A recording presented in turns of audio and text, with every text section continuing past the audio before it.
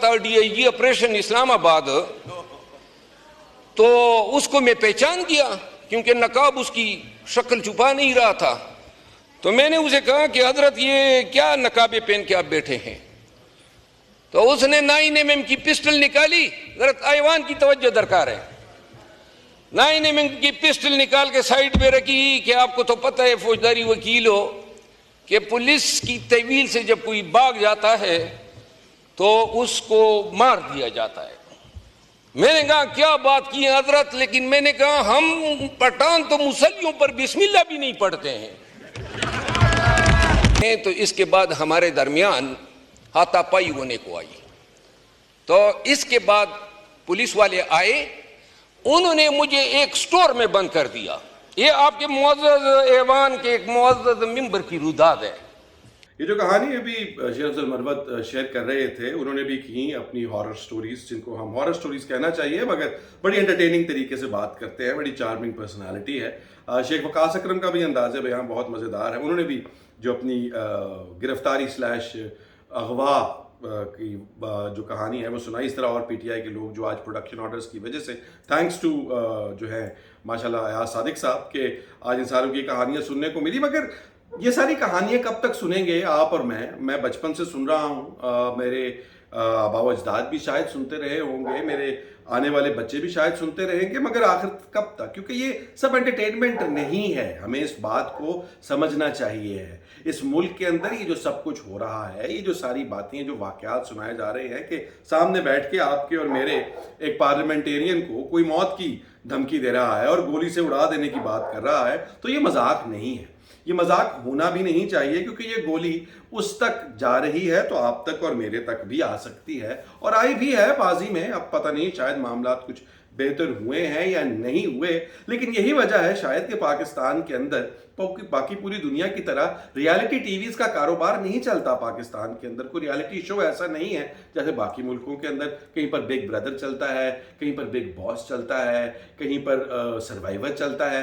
پاکستان کے اندر سب سے بڑا ریالٹی شو پاکستان کی سیاست ہے. اور اگر آج کا دن ہی دیکھ لیں تو اتنا کچھ ہے کہ آپ کو کوئی ریالٹی شو دیکھنے کی ضرورت ہی نہیں ہے.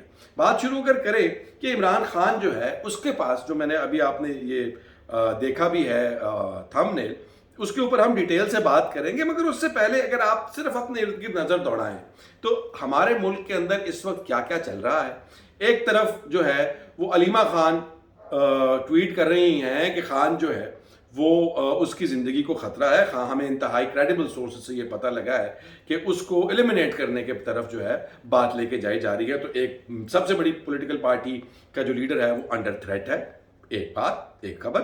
دوسری طرف آ جائیں، پاکستان کے اندر ایک بائی الیکشن ہو رہا ہے ماشاءاللہ سے، 171. وہاں پر کوئی مسئلے مسائل چل رہے ہیں. کوئی ڈنڈا بردار لوگوں کا سادہ کپڑوں کے اندر گلا کر رہا ہے. کوئی کہہ رہا ہے کہ اندر صرف جو ہے حکومت کو تیر کو ووٹ پر نشان لگانے کی اجازت دی جا رہی ہے. وہ ایک علیحدہ کہانی ہے، اس کو آپ دیکھ لیں.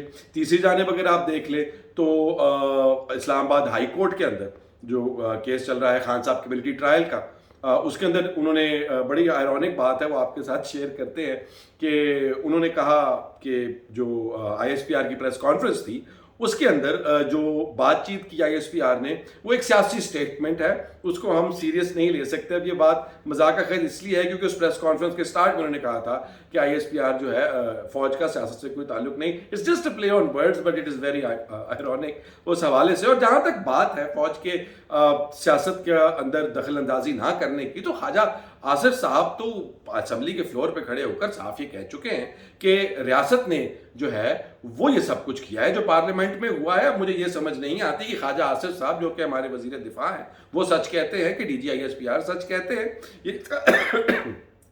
اس کا فیصلہ تو جو ہے وہ وقت ہی کر سکتا ہے. یہ اور کر کون رہا ہے، یہ سب کچھ کیا کس نے ہے، اس کا بھی جواب ابھی فی الحال کسی کے پاس نہیں. آپ علی امین گنڈا پور کی بات کیا کہتے ہیں بات سن لیں تو وہ کچھ اور ہے. علی محمد خان کھڑے ہو کے کہتے ہیں کہ میں نے آئی جی پولیس سے پوچھا، پولیس والے کہتے ہیں ہمارا اس سے کوئی لینا دینا نہیں. آپ اسپیکر سے پوچھے، اسپیکر کہتے ہیں ہمیں کچھ پتہ نہیں. فیصل واڈا سے پوچھیں، وہ کہتے ہیں یہ حکومت نے کیا ہے، اسپیکر کو پتہ تھا. تو یہ پتہ نہیں کہاں سے لوگ آتے ہیں اور کون کرتا ہے یہ سارا کچھ. ایک بہت بڑا ایک جسے کہتے ہیں مسٹری گئی ہے اور اس کو ریزالو کرنے کے لیے ایک کمیٹی بنا دی گئی ہے, بلکہ ڈال دی گئی ہے کمیٹی. جس طرح سے پاکستان کے اندر بہت ساری کمیٹیاں ڈلی ہوئی ہیں جو ابھی تک کسی کی نہیں نکلی, جیسے حمید الرحمان کمیشن ہو گیا, اسامہ بن لادن کمیشن ہو گیا, اس میں سے چیزیں حذف ہو گئی, بہت ساری چیزیں ایسی کمیٹیاں ڈلی ہوئی ہیں جو ابھی تک کسی کی بھی نہیں نکلی اور نہ ان کو لوگوں کو ملی جہاں جہاں تک وہ انفارمیشن ملنی چاہیے تھی, یعنی کہ لوگوں کو. خیر, موونگ فارورڈ جو امپورٹنٹ سوال یہ ہے کہ خان صاحب جو کہ جیل کے اندر بند ہے اور اب ان کے پاس کوئی سورس بھی نہیں ہے, جو کہ جنرل فیض حمید جو ہیں وہ بھی گرفتار ہو چکے ہیں, ان کا نیٹ ورک بھی پکڑا جا چکا ہے. حکومت کے اسٹیبلشمنٹ کے جتنے ماؤتھ پیسز ہیں, وہ چاہے فیصل باؤڈا ہوں, وہ چاہے بیگ صاحب ہوں ہمارے جو ہے وہ محسن بیگ صاحب ہوں یا کوئی اور ہو, وہاں سے بات یہ ملتی ہے کہ یہ تمام کے تمام لوگ پکڑے جا چکے ہیں, تمام ثبوت آ چکے ہیں. تو پھر اگر سارا کا سارا انفراسٹرکچر ڈسمینٹل ہو چکا ہے تو جیل میں بیٹھے عمران خان کو پاکستان تحریک انصاف کی پوری قیادت سے زیادہ کیسے پتا ہوتا ہے؟ جب پاکستان تحریک انصاف کی پوری قیادت علی امین گنڈا پور کو پورے ملک میں ڈھونڈ رہی تھی, تو عمران خان کو جیل میں بیٹھے کیسے پتا تھا کہ اس کو اسٹیبلشمنٹ نے بلایا ہے, اٹھایا بلایا جو بھی وٹ ایور. خان صاحب نے تو کہا تھا کہ انہوں نے وزیر اعظم KPK کو اٹھا لیا ہے اور وہ ان کے پاس ہیں, ان سے بات چیت چل رہی ہے. جیل میں بیٹھے عمران خان کو یہ کیسے پتا تھا جب پورا میڈیا یہ رپورٹ کر رہا تھا کہ قاضی فضیل صاحب نے انکار کر دیا ہے کہ بالواسطہ یا بلا واسطہ, چاہے میرے بارے میں ہو یا باقی سب کے بارے میں ایکسٹینشن مل رہی ہو, میں ایکسٹینشن نہیں لوں گا. تو خان صاحب بیٹھ کے کہہ رہے تھے کہ یہ سارے کا سارا مکر اور فریب ہے. قاضی فائد عیسیٰ جو ہیں وہ ایکسٹینشن لینے کے لیے راضی ہیں اور وہ لینا چاہتے ہیں اور ان کو دی جائے گی. تو اس وقت اس کے بعد جب قاضی فائد عیسیٰ کا کل رات کو جو لیٹر آ گیا, اس نے بات کلیئر کر دی, 2 اور 2 4 سیدھا سیدھا ہو گیا. انہوں نے کہا جی اگر بہتی گنگا میں ہاتھ دھلتے ہوں گے, میں نے ایسا کچھ نہیں کہا کہ میں تب بھی نہیں دوں گا, میں نے یہ نہیں کہا. تو بنیادی طور کے اوپر اگر یہ ساری باتیں خان صاحب کو اندر بیٹھے کیسے پتہ ہے, خان صاحب کو اندر بیٹھے ہوئے یہ بات کیسے معلوم ہے کہ آپ پاکستان تحریک انصاف کے اگر لیڈر ہیں تو آپ کو اب اسٹریٹ موومنٹ کرنی ہے اور اسٹریٹ ایجیٹیشن کرنی ہے. اور لیکن پاکستان تحریک انصاف کی جو باہر والی لیڈرشپ ہے, اس نے آج ایک دفعہ پھر میرے خیال ہے اب یہ مذاق بن گیا ہے. جمعے کو جو انہوں نے پروٹیسٹ کرنا تھا وہ انہوں نے کال آف کر دی. انہوں نے کہا جو ہم نے مؤخر کر دی ہے, لیکن ہمارا جو جلسہ لاہور والا ہے وہ ضرور ہوگا اور اس سے پہلے جو دوسرا ایک اور جلسہ ہے وہ بھی ضرور ہوگا. لیکن یہ جو یا تو آپ پہلے پلان کر لیں یا آپ پہلے اس کو جو ہے, شکر ہے ابھی بڑی مہربانی ہے کہ جمعرات کو بتا دیے, کل صبح اٹھ کے نہیں کہا, لیکن اس دفعہ یہ تھوڑا سا بہتری آئی ہے. لیکن خان کو اندر بیٹھ کر انفارمیشن 2 باسوال ہے, پہنچا کون رہا ہے, آ کہاں سے رہی. اگر فیض حمید جو ہے وہ واحد کلپریٹ تھے اور یہ انفارمیشن کہاں سے آ رہی ہے, یہ اس کا سورس کیا ہے. اب اس طرح کی انفارمیشن اگر کسی سویلین کے پاس ہے تو میں کہتا ہوں وہ سویلین تو کمال کا آدمی ہے اور اس کو تو پاکستان کے اندر ایک تھنک ٹینک گرو ہونا چاہیے. اب اگر یہ کسی بیوروکریٹ کی طرف سے آ رہی ہے تو بھی ایک اچنبے کی بات ہے. ایسے لوگوں کے پاس اس طرح کی انفارمیشن ہوا نہیں کرتی, پہلے بات. دوسری بات یہ کہ یہ انفارمیشن لانے والا کون ہے. خان کے تو اوپر جو ہے وہ کہتے ہیں فوکس مائکروسکوپ لگے ہوئے ہیں جیل کے اندر. کہا جاتا ہے کہ جی وہ آپ جانتے ہیں کہ ان کے جو ڈپٹی تھے وہاں پر اڈیالہ میں, ان کو بھی اٹھا لیا گیا. اس کے بعد ارد گرد سے 6-7 لوگ اور بھی گرفتار ہوئے. پورے کا پورا نیٹ ورک وہاں پہ بھی نیٹ ورک ڈسمینٹل کر دیا گیا. تو ابھی تک خان تک یہ ساری انفارمیشن کون پہنچا رہا ہے؟ یہ ساری کی ساری کہانی اور یہ سارے کے سارے سوال انتہائی اہم اس لیے ہیں کیونکہ یہ پاکستان کے اندر جو سیاست کی ڈائریکشن ہے اس کو اسپیسیفائی کرتے ہیں. اس لیے ہمیں اس بارے میں سوچنا چاہیے اور اس کے بارے میں اس سے ہمیں باقی کی سیاسی منظرنامے کو سمجھنے میں بھی آسانی ہوگی. اب کیونکہ اگر آپ اس کو غور سے دیکھیں تو آپ بہت ساری چیزوں کا آپ اس سے اندازہ لگا سکتے ہیں. خان نے جب کتنے عرصہ پہلے خان صاحب نے ملٹری ٹرائل کے حوالے سے پٹیشن ڈالی تھی, جب کسی کو اندازہ بھی نہیں تھا کہ جنرل فیض حمید پکڑے جائیں گے یا کیا ہوگا کیا نہیں ہوگا, مگر آج اس کی ہیئرنگ بھی ہوئی. اور آپ جیسے کہ میں نے آپ کو بتایا کہ انہوں نے کہا, ہمارے جج نے اسلام آباد ہائی کورٹ کے ہیں گل حسن صاحب, انہوں نے یہ کہا کہ بھائی یہ جو آپ کو گورنمنٹ کو بتانا ہوگا 16 ستمبر کو کہ ملٹری ٹرائل کرنے لگے ہیں کہ نہیں کرنے لگے, کیونکہ اگر ہمیں یہ پتہ ہی نہیں ہوگا تو ہم خان صاحب کی اپیل کے اوپر جو ہے وہ فیصلہ کیسے دیں گے, اس کو ٹیک اپ کیسے کریں گے, اس کی مینٹینیبلٹی کیسے ڈیسائیڈ کریں گے. تو یہ ساری کہانی جو ہے ایک دفعہ ہو گئی. اگر حکومت نے یہ کہہ دیا کہ نہیں ہو رہا اور اس کے بعد ہو گیا تو پھر حکومت کے لیے اور مسئلے مسائل پیدا ہوں گے. پھر یہ بات شاید قاضی صاحب کے پاس آ جائے, اور قاضی صاحب کو تو آپ جانتے ہیں کہ قاضی صاحب انتہائی اصول پسند انسان ہے, وہ اپنے دیے ہوئے فیصلوں پر اٹل ہے, وہ ان کو نہیں بدلتے جب تک اسلام آباد کے اوپر کوئی چڑھائی نہ کر دے, جب تک اسلام آباد کے اندر آ کر وہ ارد گرد کوئی دھرنا نہ دے دے ان کے سپریم کورٹ کے. اس کے بعد وہ پھر کہتے ہیں جی حکم کریں, کیا فیصلہ بدلوانا تھا وہ میں جیسا کہتے ہیں ویسا لکھ دیتا ہوں, مسئلہ ہی کوئی نہیں. ویسے وہ بڑے بااصول آدمی ہیں, ان کو آج بھی انہوں نے جب ایک انتہائی اہم مسئلے کے اوپر سارا دن بڑا جو ہے وہ اسٹرکٹ تنقید کا نشانہ بنایا, اور وہ تھا کہ ان کی امیج پبلک میں کیا ہے.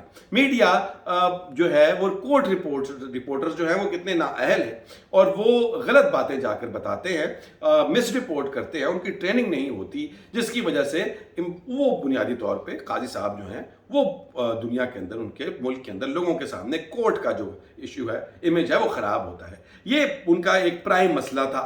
آج اس دن یہ پرائم مسئلہ تھا جب پاکستان کے اندر ایک sitting member of the parliament کی فیملی جو ہے اس کو اغوا کر لیا گیا ہے, لیکن وہ قاضی صاحب کا مسئلہ نہیں ہے.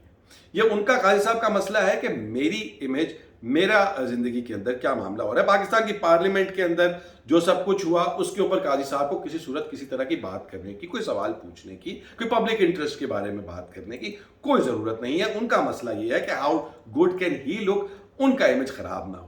کیوں نہ ہو, قاضی صاحب کو اب ماشاءاللہ سے جیسا کہ ہم دیکھ رہے ہیں حکومت پوری جان لگا رہی ہے ان کو ایکسٹینشن دینے کے لیے, کیونکہ وہ حکومت کی بیڑے کے ملاح سمجھے جا رہے ہیں. پتہ نہیں ویسا ہے یا نہیں ہے, مگر یہ ہے کہ ان کے لیے بہت زور لگایا جا رہا ہے. مگر مولانا نہیں مانے. ابھی تک تو یہ لگ رہا ہے آج مولانا صاحب نے آ کر پارلیمان کے اندر یہ کہا کہ میں اس طرح کی کسی لیجسلیشن کا ساتھ دینے کے لیے رضامند نہیں ہوں, میں پارلیمان کے اندر جو ہے وہ اپوزیشن میں بیٹھنا چاہتا ہوں. تو لگتا ہے کہ جو وہ مانگ رہے تھے ان کی مرضی کا ان کو نہیں ملا, مگر یہ بھی ایک مس ڈائریکشن ہو سکتی ہے. اس لیے ابھی اس سارے کو فائنل نہ سمجھیں آپ, تو زیادہ بہتر ہوگا. مولانا کا کوئی پتہ نہیں ہے, کیونکہ یہ ایک مس ڈائریکشن اس لیے ہو سکتی ہے کہ پی ٹی آئی اس لیے سکون میں آ کے اپوزیشن جماعتیں بیٹھ جائیں کہ بھی مولانا آؤٹ ہو گیا تو گورنمنٹ کے نمبر تو پورے نہیں ہو سکتے, لیکن عین وقت کے اوپر مولانا واپس چھلانگ لگا دیں اور ان کو سرپرائز مل جائے اپوزیشن پارٹیز کو. اس لیے I would not trust Maulana on his word as in for now, لیکن آگے جا کر دیکھنے سے اس بات کا پتہ لگے گا کہ یہ معاملات جو ہیں کس طرف لیے جا رہے ہیں. کیونکہ مولانا اگر ایڈ ہو جاتے ہیں حکومت کو صرف 4 لوگ چاہیے ہوتے ہیں, جن میں سے ایک کی تو شاید فیملی بھی اب کسی اور کے قبضے میں ہے, تو وہ تو بیچارہ پہلے ہی ٹوٹا ہوا ہے. اس کا دیکھتے ہیں کیا ہوتا ہے. حماد اظہر نے اس کے اوپر جو سعد اللہ صاحب کی فیملی کی ابڈکشن ہے اس کے اوپر بہت تلخ ریمارکس دیے ہیں, اور انہوں نے بیان میں کہا ہے کہ ہم لوگ اگر وہ کل تک واپس نہ ملی ان کی فیملیز تو ہم وہ کریں گے کہ آپ سب پریشان ہو کے رہ جائیں گے, تو ہمیں اس بارے میں مجبور نہ کیا جائے. اللہ معاف کرے. پاکستان کے حالات و واقعات, چاہے ہم جہاں سے بات شروع ہوئی تھی کیا کہتے ہیں مروت صاحب کی اور باقی پارلیمانیوں کی, پارلیمنٹری لوگوں کی ریپرزینٹیٹیوز کی تقاریر سے, اور اس سے پہلے گنڈا پور صاحب نے جو رات کو کہا تھا, وہاں سے ہم لوگ کہاں جا رہے ہیں, کس صورت میں, کس سچویشن میں کھڑے ہیں. اکنامکلی ہم لوگ انتہائی برے سے برے حالات کی طرف چلتے ہوئے نظر آ رہے ہیں. اور یہ جو حکومت بات کر رہی ہے انفلیشن کم ہونے کا, وہ بنیادی طور پہ ڈیمانڈ کٹ بھی ہوتا ہے اس کا ایک حصہ, جس کا مطلب ہے لوگوں کے پاس اب خریدنے کے لیے پیسے ہی نہیں رہے ہیں. الٹیمیٹلی یہ سب کا سب جو ہے کس جانب موو کر رہا ہے, اس سارے کا اب دار و مدار جو ہے وہ پاکستان کی عدلیہ کی طرف ایک دفعہ دوبارہ مڑ گیا ہے. حکومت اس وقت بے بس ہے. دیکھنا یہ ہے کہ پاکستان کے اندر جو 44 دن رہ گئے ہیں قاضی فائز صاحب کے, وہ 44 ہی رہتے ہیں یا 444 بنتے ہیں, تو وقت آہستہ آہستہ آپ کو پتہ لگے گا کہ حکومت یہ کرنے میں کامیاب ہوتی ہے کہ نہیں. اپنا خیال رکھیے گا, چینل کو سبسکرائب کریں, ویڈیو کو لائک اور شیئر کریں. Take care. اللہ حافظ.